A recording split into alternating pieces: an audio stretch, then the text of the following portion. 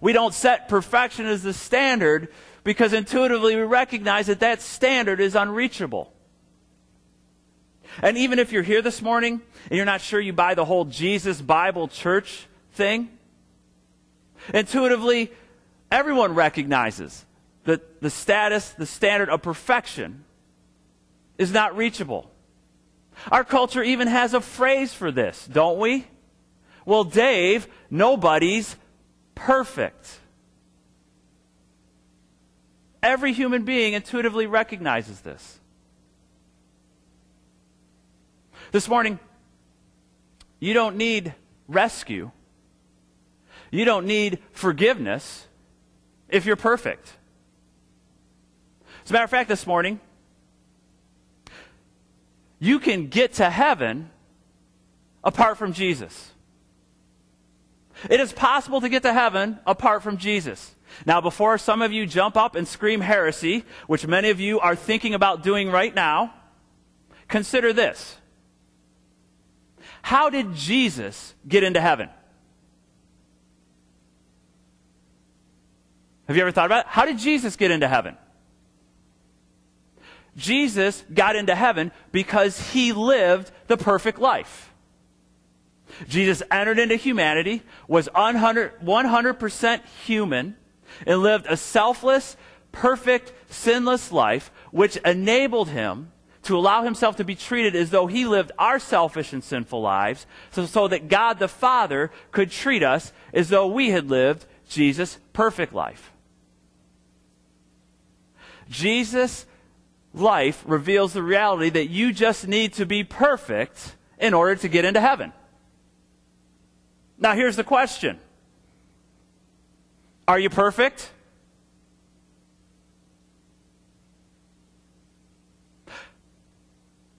Are you perfect? Have you lived a perfect life? Will you always live the perfect life? Or have you lowered the bar when it comes to the standard that you set when it comes to achieving moral excellence? You see, the fact that we intuitively lower the bar when it comes to the standard that we set for what we call moral excellence reveals the reality that we have set an inferior standard. And it is that inferior standard that serves as the evidence to prove that we are guilty of living life as though we can achieve moral excellence. Because this morning, the harsh truth is that at the end of the day, there is only one standard of moral excellence that matters. And that standard is God's standard. And God's standard is perfection.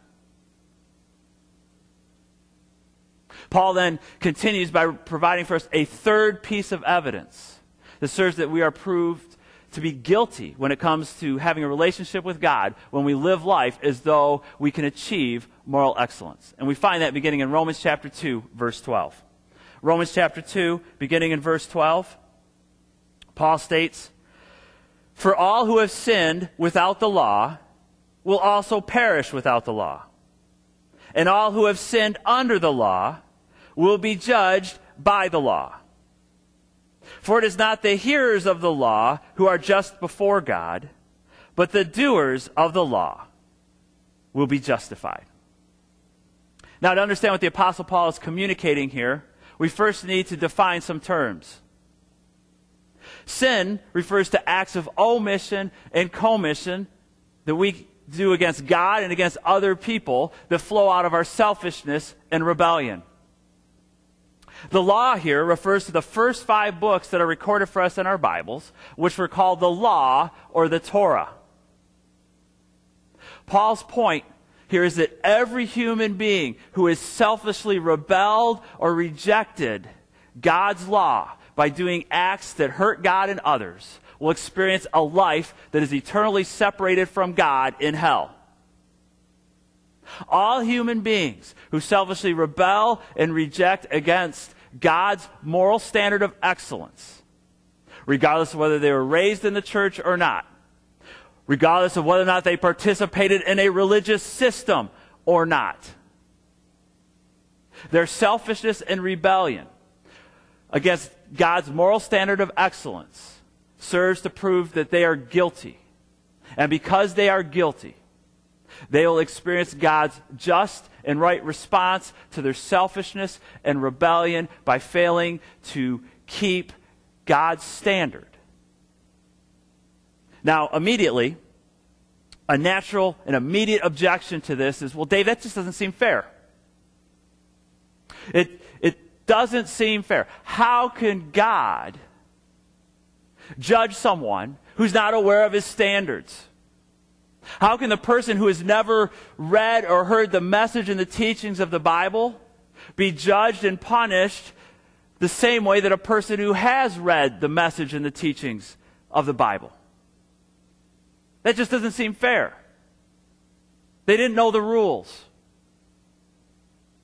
Paul responds to this objection by stating that it is not those who are the hearers of the law who are just before God, but it is those who are doers of the law who are justified before God.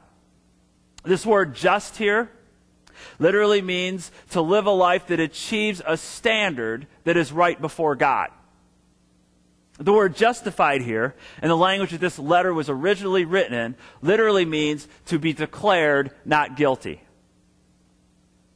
Paul's point is it's not the reading or the listening or the hearing of the message and the teachings of the Bible that enables you to maintain a status that is right before God.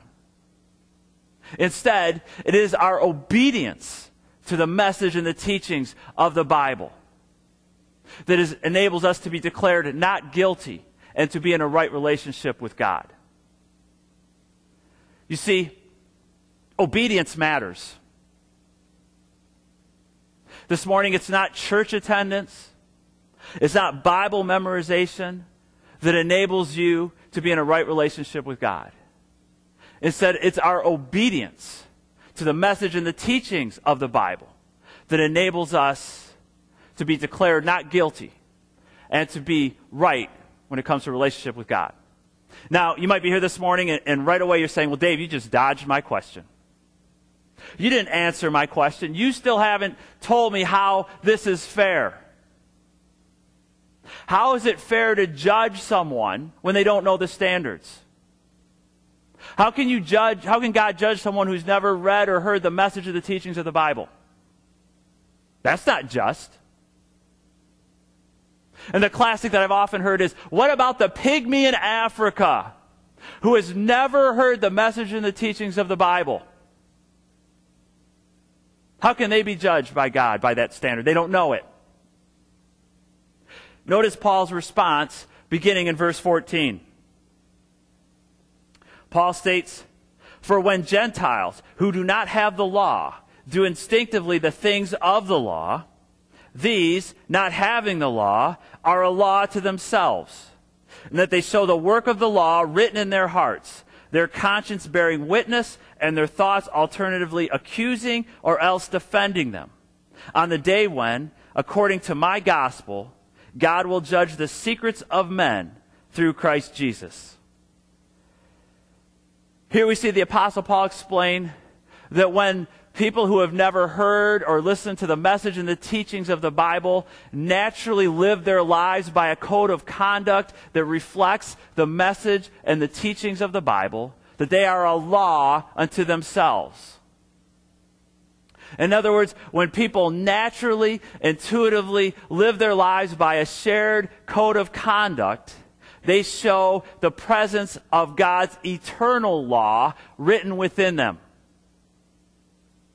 When Paul uses the phrase, they show the work of the law written in their hearts, he is revealing for us the reality that God has revealed and that God has made known his standard of moral excellence to all humanity.